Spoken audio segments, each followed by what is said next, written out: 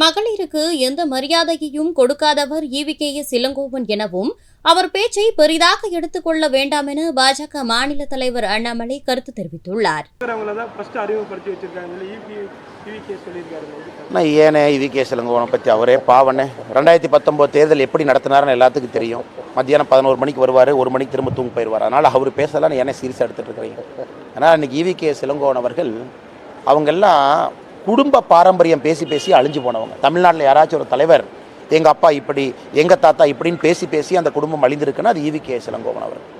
அதனால் வெறும் பழம்பெருமை பேசி மக்களை கேவலமாக பேசி யாரோ சொன்னார் சாரதா நீ சால் போடணும், அவரு தானே பேர் மறந்துட்டாங்க அம்மாவோட பேர். அப்படிலாம் அசிங்கப்படுத்தி பொது மேடையில் வன்மத்தை கக்கி மகளிருக்கு சகோதரிக்கெல்லாம் எந்த மரியாதையும் கொடுக்காக ஈவி.கே.எஸ். இளங்கோவன் என்ன இன்றைக்கி அவங்க பேசுகிறதெல்லாம் ஏனே சீரியஸாக எடுத்துக்கணும். வேறங்கண்ணா.